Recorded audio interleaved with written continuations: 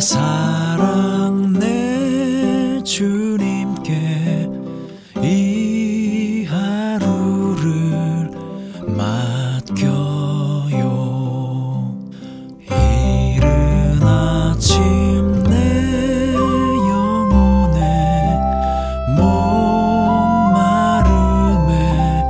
문을 열고 나의 사랑 내 주님께 이 하루를 맡겨요.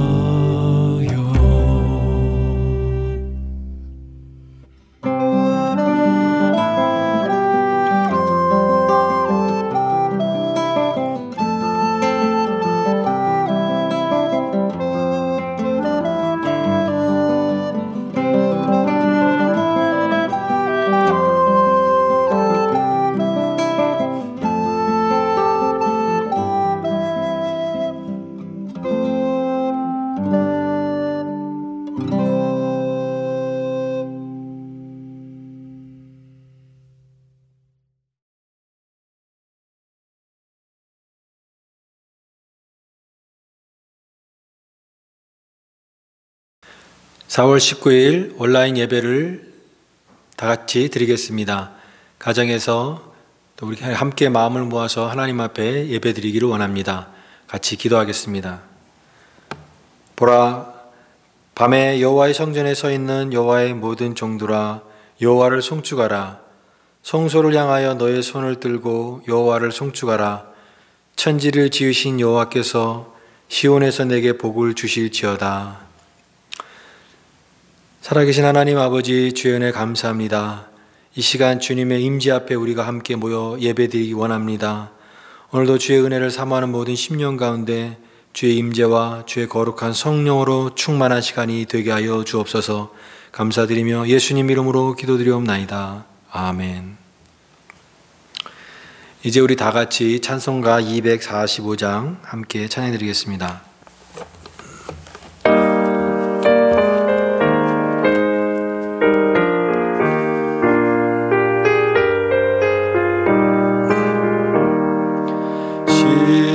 시온성과 같은 교회, 그의 영광 하나 없다. 허락하신 말씀대로 주가 친히 세웠다. 반석 위에 세운 교회, 흔들 자가 누구랴. 모든 원수 애워싸도 아무 근심 없도다. 생명샘이 흘러나와 모든 성도 마시니 언제든지 솟아나와 부족함이 없도다. 이런 물이 흘러가니 목마를 자 누구랴. 주의 은혜 풍족하여 넘치고도 넘친다. 주의 은혜 내가 받아 시온 백성 되는 때, 세상 사람 비방해도 주를 찬송하리라. 세상 헛된 모든 영광 아침 안개 같으나, 주의 자녀 받을 복은 영원 무궁하도다.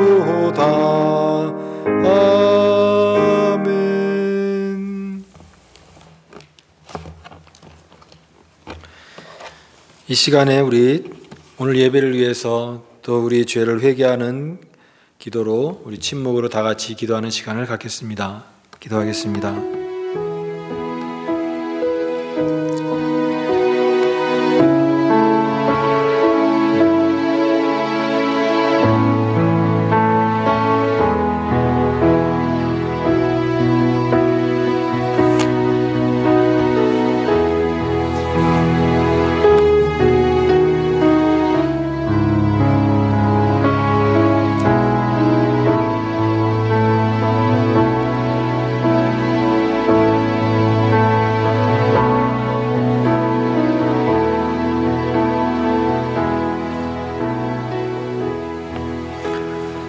사랑과 은혜가 많으신 하나님 아버지, 주님의 크신 은혜와 긍휼을 감사드립니다. 오늘 귀한 주일을 맞이하여 사랑하는 주의 백성들이 주님 앞에 함께 모여 예배드립니다. 이 시간 주님을 사모하며 은혜를 사모하여 모였사오니 오늘도 예배하는 우리 심령 가운데 주의 은혜로 함께하여 주시고 주의 거룩한 성령을 물붓듯 우리 심령 가운데 채워 주시옵소서. 사랑하는 주님, 저희들이 참으로 어려운 시간을 보내고 있습니다. 많은 어려움을 통과하며 광야를 지나는 주의 자녀들의 삶을 주님께서 불쌍히 여기시고 날마다 도우시는 주의 손길을 느낄 수 있도록 주님께서 인도하여 주옵소서. 고난의 시간 속에서도 자기의 사람들을 끝까지 사랑하시는 주님의 은혜를 생각하며 더욱 이 시간을 통해 우리의 속사람이 새로워지게 도와주시고 약함 가운데 머무는 주의 은혜를 더욱 풍성하게 하여 주옵소서. 특별히 사랑하는 주의 성도들의 가정을 주님께서 붙들어 주시고 가정 필요한 주의 은혜로 채워 주시옵소서. 아무것도 염려하지 말고 오직 모든 일에 기도와 간구로 하나님께 아뢰므로 모든 지각에 뛰어난 하나님의 평강이 그리스도 예수 안에서 우리의 마음과 생각을 지키시는 은혜를 누리게 하옵소서. 하루빨리 이 어려움이 지나가게 하시고 우리가 함께 다시 모여 예배드리는 그날을 사모하오니 주님, 저희들에게 그 때를 주님께서 허락하여 주시기를 원합니다. 오늘 우리의 예배와 우리의 찬양과 우리의 기도가 주님 앞에 올려드리는 아름다운 향기가 되기를 원합니다. 오늘도 저희들에게 필요한 은혜의 말씀으로 채워 주옵소서. 또 깨닫고 삶으로 열매 맺게 하여 주옵소서. 이 예배 시종을 주님께 의지합니다. 주님 홀로 영광 받아 주옵소서. 모든 말씀을 감사드리며 예수님 이름으로 기도드리옵나이다. 아멘. 오늘 온라인 예배에 오신 모든 분들 또 사랑하고 축복합니다. 우리가 함께 다시 모일 그날을 소망하면서 각 가정에서도 은혜 가운데 함께 또 은혜 가운데 주의 성령으로 충만한 그런 가정들 다 될 수 있기를 바랍니다. 우리 예배를 위한 특송 순서를 만들려고 합니다. 우리 각 가정에서 찬송가도 좋고 또 복음송도 좋고 좋아하는 그 곡을 우리 컴퓨터나 또 스마트폰을 이용해서 찬양하는 모습을 동영상으로 찍어 보내주시면 좋겠습니다. 부부가 해도 괜찮고 또 가족이 같이 함께 찬양해도 좋습니다. 또 혼자서 이렇게 독창으로 해도 괜찮습니다. 솔로로 찬양하는 그 모습들을 영상을 찍어서 저에게 보내주시면은 우리 새 가족 찬양 순서로 주일 예배 영상 편집할 때 올리도록 하겠습니다. 예배의 참여와 나눔을 위한 것이니 많은 참여 부탁드립니다.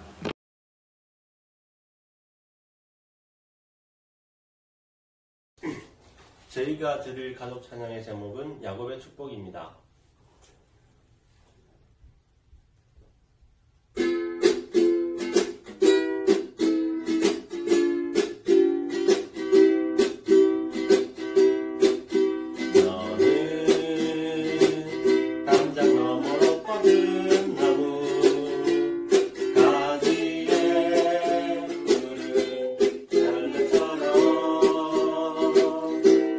하나님의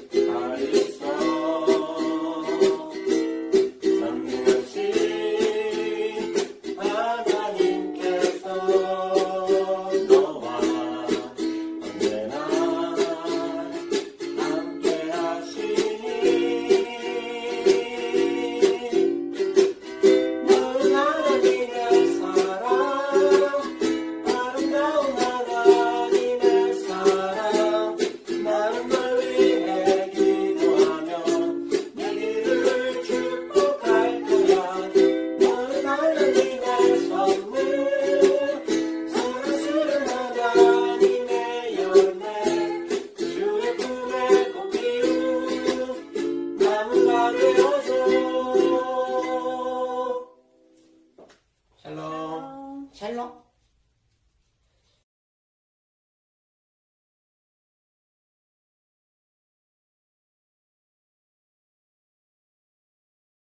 오늘 우리에게 주시는 말씀 같이 보겠습니다. 창세기 11장 1절에서 9절 말씀입니다. 1절에서 9절 말씀을 같이 한 목소리로 읽겠습니다. 시작. 온 땅의 언어가 하나요 말이 하나였더라.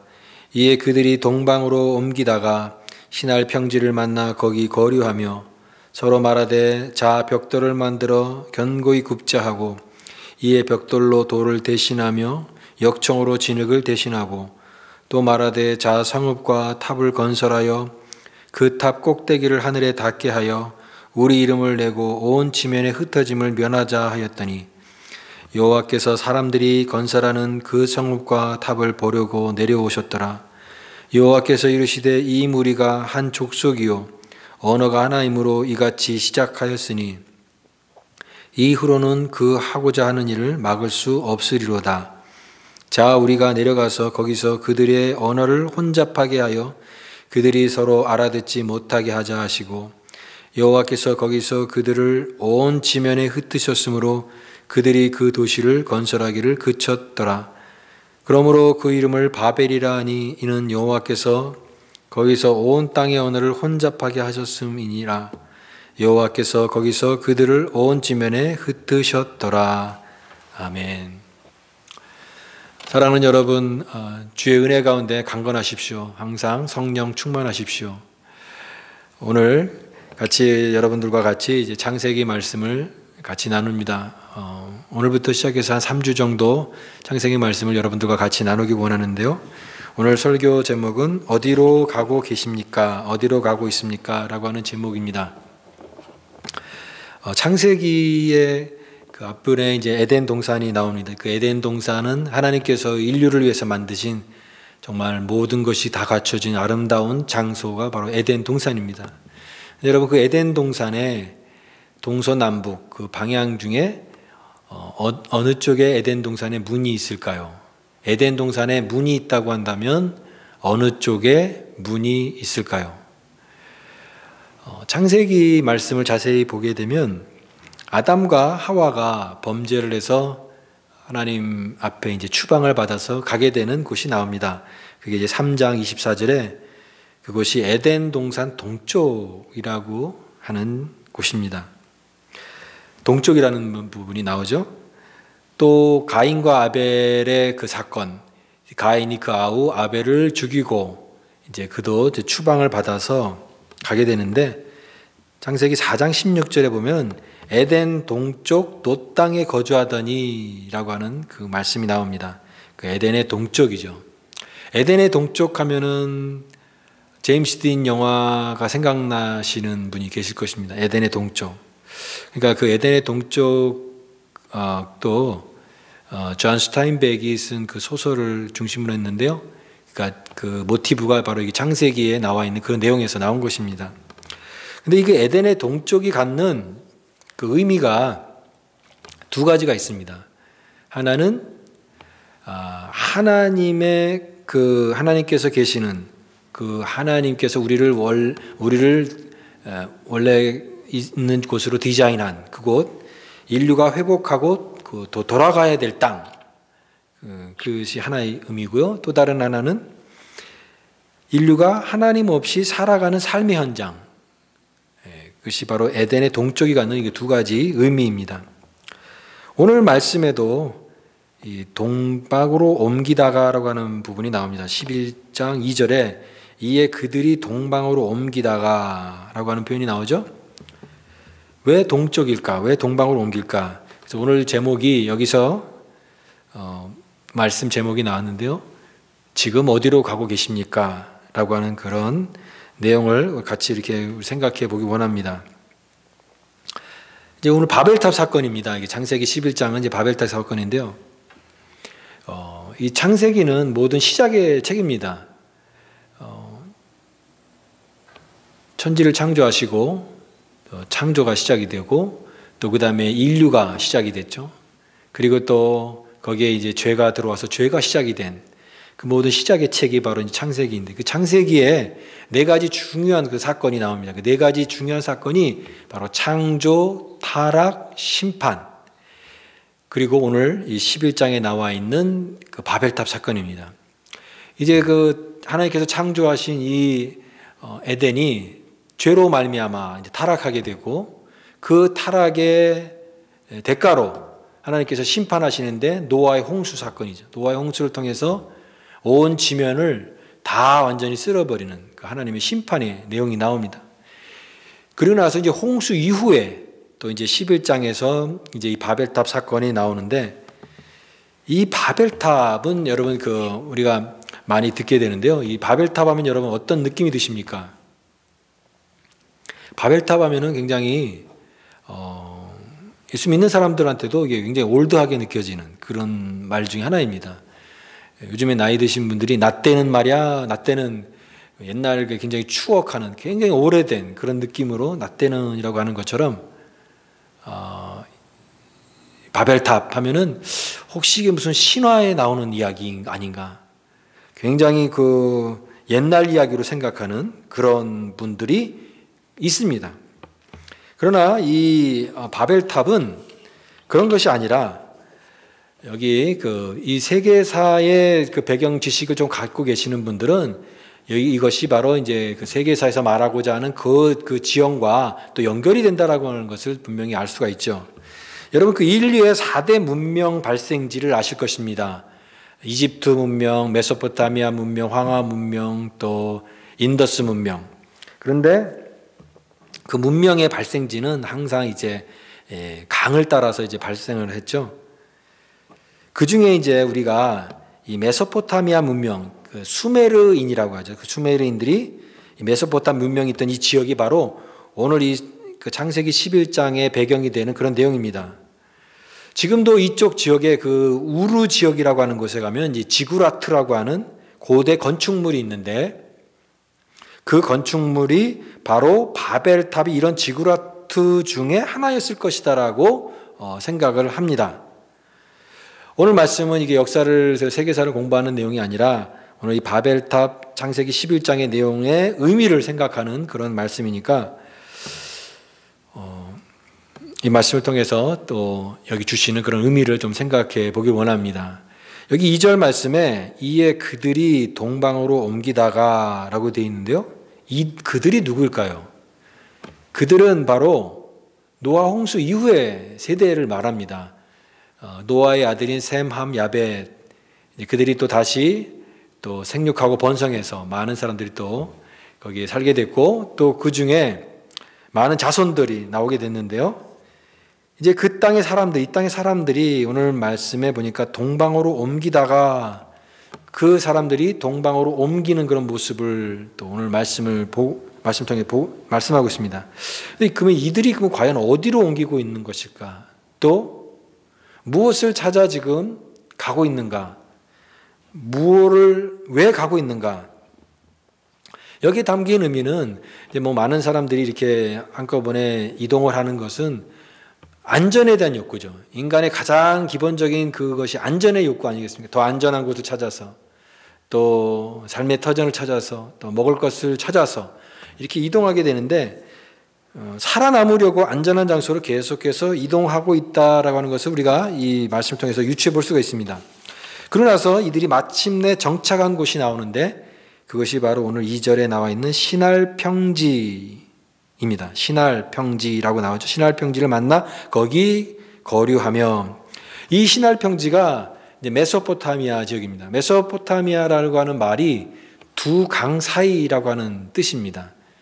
티그리스와 유프라데스 강, 거기에 이제 메소포타미아 문명이 발생한 것이죠. 오늘날의 이제 이라크 지역을 말하는데, 여기가 바로 지금 시날 평지입니다. 이제 그 강이 주기적으로 범람해서 퍼타일 크리센트라고 하는 비옥한 초승달 지대라고 하는 그 지역입니다. 그런데 이들이 여기에 이제 정착을 해서 거기서 이동을 하고 정착을 하는 이 과정을 보게 되면, 이것은 아담의 범죄로부터 시작해서 인류 안에 이 죄의 깊은 그 모습이 안에 숨겨져 있는 이 인본주의의 모습의 그것이라고 하는 것이에요. 인본주의가 구체적으로 드러난 것이 바로 이제 바벨탑 사건이다라고 볼 수 있습니다. 성경은 큰 두 가지 흐름이 있습니다. 그것은 하나는 하나님 중심으로 하는 하나님 신본주의가 있고, 또 하나님의 뜻과 다르게 사람들의 어떤 뜻과 사람들의 계획을 향해서 나아가는 하나님의 뜻을 저버리는 인본주의가 있습니다. 그것이 부딪혀서 그 인본주의의 그것을 구체적으로 다 드러낸 사건이 바로 오늘 이 창세기 11장에 나와 있는 이 바벨탑 사건으로 볼 수 있습니다. 4절 말씀을 보십시오. 자, 성읍과 탑을 건설하여 흩어짐을 면하자. 그리고 이렇게 함으로써 우리가 이제 이름을 내고 또 탑을 높이 쌓아서 꼭대기를 하늘에 닿게 하자. 이렇게 말합니다.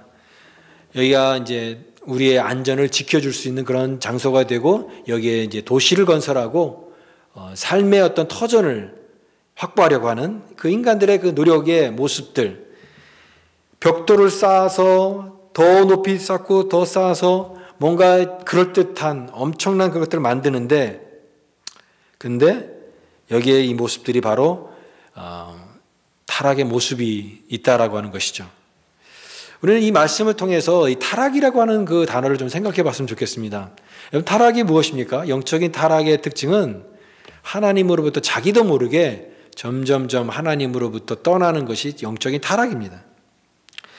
자신의 힘으로 내 제한된 자원을 가지고 내 안전한 삶을 만들고 확보하고 그것을 보호받기를 원하는 그 인간 중심의 그 모습이 구체적으로 드러난 게 바로 오늘 이 바벨탑이다. 더 높이 쌓았지만 결국은 하나님으로부터 점점점 멀어지는 그 사람들의 모습입니다. 하늘에 닿는 높은 탑을 쌓자. 여기 4절 말씀에 성읍과 탑을 건설하자라고 되어 있는데요. 여기 이 고대 메소포타미아 언어인 아카드어의 용례에 의하면 이것은 지구라트를 말하는 것입니다. 지구라트.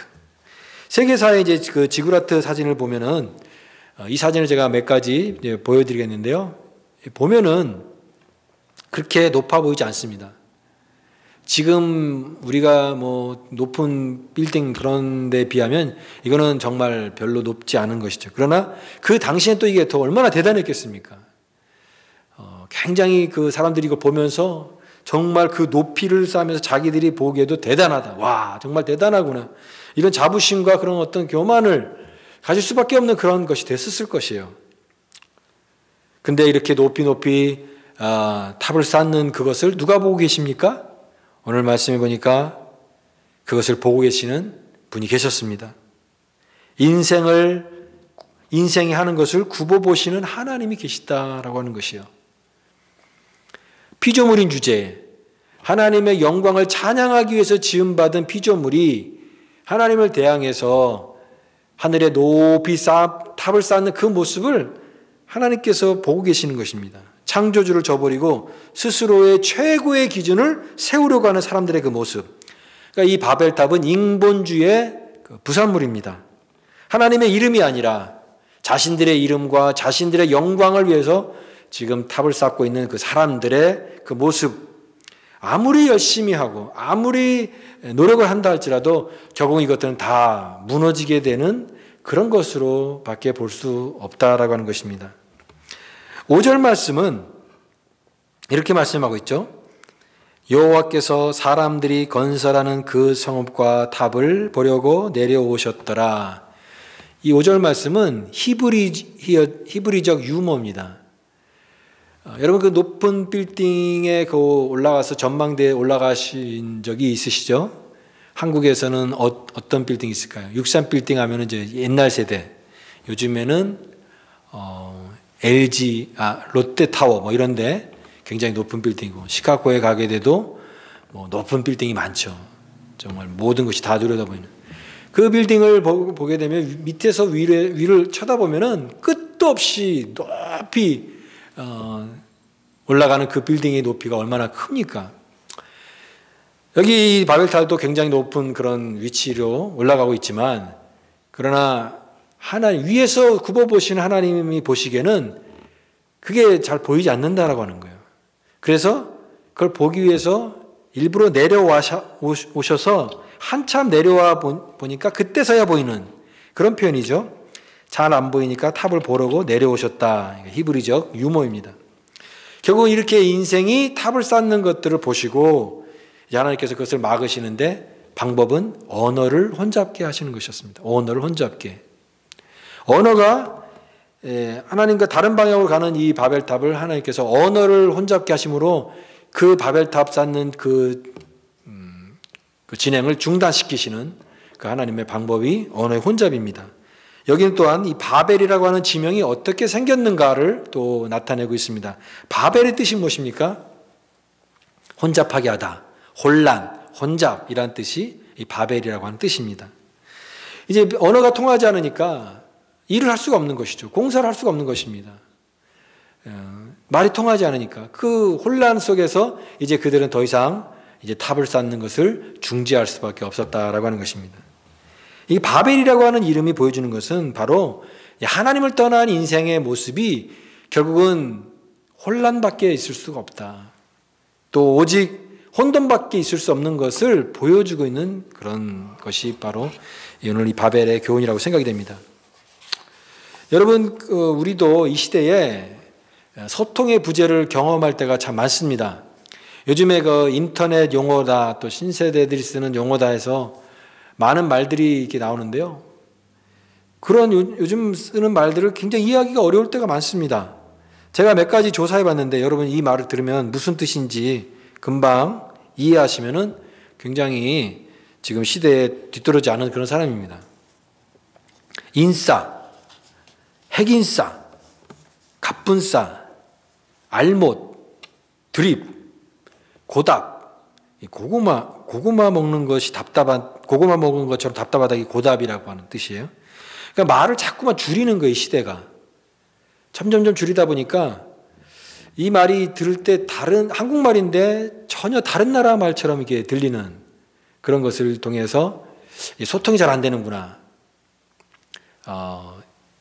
세대 간에도 또 계층 간에도 또 이런 대화하기가 점점 힘들어지고 알아지기 힘드는 그런 부분이 있습니다. 이 단지 언어만에 대한 단절이 아니라 이제 이런 단절들이 점점점 깊어지거나 단계가 있다고 생각이 됩니다. 그것은 바로 이 관계의 단절인 것이죠. 공동체와 단절되고 세대와 세대가 이해할 수 없고 단절이 되어지는 것. 나와 너 사이의 단절. 그런데 이런 관계의 단절은 이제 존재론적 단절까지도 됩니다. 내가 누구인지를 모릅니다. 또 삶의 의미를 잃어버리고 살아가는 것, 그것이 바로 그 존재론적인 단절이죠. 또 이것이 발전하면 영적인 단절이 또 있습니다. 영적인 단절은 나를 지으신 창조주를 떠나서 점점점 멀어질 때 그것이 바로 영적인 단절인 것입니다. 여러분, 성경이 말하는 죄의 핵심은 오늘 이 바벨탑 사건을 통해서 우리에게 보여주시는 것이 무엇입니까? 하나님을 의지하면서 살아야 될 이 존재가 그 하나님을 의지하지 않고 내 힘과 내 자본으로 살려고 했을 때 오히려 그 풍요로운 것이 아니라 점점점 혼란과 또 빈곤과 또 이런 어떤 결핍을 느낄 수밖에 없다라고 하는 것입니다. 예수님께서 누가복음 15장의 탕자의 비유를 말씀하신 그 내용도 그런 것입니다. 아버지의 그 재산을 가지고 탕자가 이제 독립을 해서 그가 꿈꾼 것은 이제 자유롭게 살고 그가 원하는 그런 삶을 누려보리라, 행복을 누려보리라 나갔지만, 그러나 그가 원하는 삶과는 정반대의 삶을 살 수밖에 없었죠. 점점점 그는 자기 내재된 자원의 결핍을 느낀 것입니다. 나는 여기서 줄여 죽는구나. 그 깊은 결핍을 통해서 그가 이제는 아버지께 돌아가는 그 내 아버지 집에 모든 것이 차고 넘치는데 나는 여기서 줄여 죽는구나. 바로 자기의 자원과 자기의 자본으로 살려고 할 때 내 독립된 내 계획으로 삶을 살려고 하는 그 인생에게 결국은 결핍밖에 올 수밖에 없고 혼란밖에 있을 수밖에 없다라고 하는 것이죠. 우리 인생은 어디를 향해서 가는 것입니다. 무언가를 향해서 끊임없이 가고 있는데 결국은 어떤 방향으로 가고 있느냐가 문제다라고 생각이 됩니다. 오늘 2절에 나오는 이 동방으로 옮기다라고 하는 것은 우리가 서두에서 얘기했던 것처럼 두 가지 의미가 있다고 했습니다. 하나는 동쪽으로 to the east라고 하는 의미죠. 우리말 성경에도 그렇고 다른 많은 영어 번역본에도 동쪽으로 to the east라고 하는 그런 배경으로 이 본문을 해석합니다. 또 다른 하나의 해석이 있습니다. 그것은 동쪽으로부터 from the east라고 하는 뜻이 있습니다. 킹 제임스 버전이나 유진 피터슨이 번역한 메시지 바이블이라든가 이런 성경에는 또 동쪽으로부터라고 하는 from the east라고 하는 것으로 해석을 합니다. 이것은 하나님이 계신 곳으로부터, 그러니까 근원으로부터 출발해 멀어지는 것을 얘기합니다. 이것이 말하는 것은 결국은 이들의 그 움직임이, 이동이 하나님으로의 관계로부터 점점 멀어지는 것으로 나갔다라고 하는 것을 상징적으로 보여주고 있는 것입니다. 그러니까 동편은 우리가 다시 회복해야 될, 다시 돌아가야 될 번향과 같은 문이다. 그렇게 회복하고 돌아갈 때만이 그때만이 우리에게는 회복이 있고 또 하나님께서 원하시는 참된 그런 축복이 거기에 있다라고 하는 것을 보여주고 있는 그런 것입니다. 오늘 이 바벨탑을 쌓는 사람들처럼 오늘 우리가 살아가는 이 시대에 또 바벨탑을 쌓는 사람들이 저는 이 시대도 아직도 많다고 생각이 듭니다. 특별히 이번에 코로나19 사태를 통해서 우리는 얼마나 또 많은 것을 경험합니까? 참, 이 환경이 참 중요한 거구나. 또 그리고 이렇게 많은 것들을 이룬 우리 인류가 작은 바이러스 하나 때문에 정말 그것을 감당하지 못하는 그런 것을 보면서 우리가 정말 겸손해야 되겠구나. 이 겸손의 모습을 또한 또 생각해 보게 됩니다. 그러나 우리 안에 이 내면적인 그런 부분이 변하지 않으면 또 이런 어려움들이 금방 지나가게 되면 언제 그랬냐는 듯이 또 여전히 우리는 바벨탑을 쌓는 그런 모습으로 나아갈 수 있다고 생각이 됩니다. 마치 이 노아의 홍수를 통해서 그들이 큰 심판을 받았지만 이제 그것이 지나가고 나서는 또 언제 그랬냐는 듯이 바벨탑을 쌓는 그 사람들의 모습과 같이 계속해서 그 하나님과의 관계에서 떠나서 멀리 자기의 삶을 향해서 나아가는 그런 사람들의 모습을 통해서 또 우리들의 모습을 보게 되는 것입니다. 성경이 말하는 교만이 뭘까요? 교만은 하나님 없어도 나 살 수 있다. 나 하나님 없이도 내 힘으로 얼마든지 행복하게 살 수 있다는 것이 성경이 말하는 교만입니다. 불순종이 무엇입니까? 내 생각이 더 전문적이다. 내 계획을 가지고 훨씬 더 살아갈 때 이것이 나를 안전하게 지켜줄 것이다. 그런 생각과 그런 계획을 가지고 점점 나아가는데 하나님과 정반대 방향으로 나아가는 것. 그게 바로 교만이고 불순종의 모습인 것입니다. 오늘 이 시대는 너무나 많은 과학이 발전해서 의학이 발전해서 이제는 뇌를 복제할 수준에까지 이제 사람들이 얘기를 합니다. 또 그것을 통해서 영생, 이제는 죽지 않고 인류가 영원히 살 수 있는 길을 또 사람들이 연구를 합니다. 인공지능이 발전해서 또 인공지능이 더 많이 발전하면 더 좋은 시대가 올 것이다. 더 화려한 시대가 오고 또 우리의 삶이 더 질이 높아질 것이다. 그러면서 많은 사람들이 그렇게 그런 방향으로 가고 있습니다. 인류가 발전하기 위해서 이런 것들이 필요합니다. 그러나 중요한 것은 뭐냐면 어떤 방향으로 가고 있느냐 하는 것입니다. 하나님을 떠나서 시도하는 모든 시도들은 결국은 바벨탑과 같은 운명이 될 수밖에 없다라고 하는 것입니다. 어떠한 바벨탑도 하나님 앞에서는 결국은 무너질 수밖에 없다라고 하는 것이에요. 오늘 우리 개인의 삶도 마찬가지입니다. 여러분 어떤 방향으로 지금 가고 있습니까? 나의 계획과 내 인생에 대한 어떤 모든 설계들을 가지고 가는 그 방향이 지금 어느 방향입니까?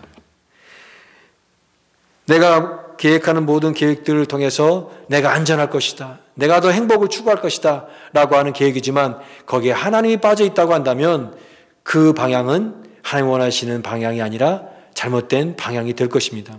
오늘 이 시대에 우리가 깨달아야 될 것은 어느 방향으로 바로 가는 것이 바른 인생인가? 그것이 바로 우리 교회가 가야 될 방향이고 또 우리 모든 성도들이, 믿음의 사람들이 가야 될 바른 방향인 줄 믿습니다. 오늘 이와 같은 말씀을 통하여 깨닫고 하나님 원하시는 그런 방향으로 날마다 나아갈 수 있는 거룩한 은혜가 우리 모든 성도들에게 있기를 간절히 바랍니다. 기도하겠습니다. 하나님 아버지, 오늘 말씀을 통하여 깨닫게 하여 주시고 교만과 또 불순종의 모습에서 돌이켜서 하나님 원하시는 순종의 삶으로 나아가며 하나님 중심으로 살아가는 삶을 회복하는 저희들 되게 하여 주옵소서.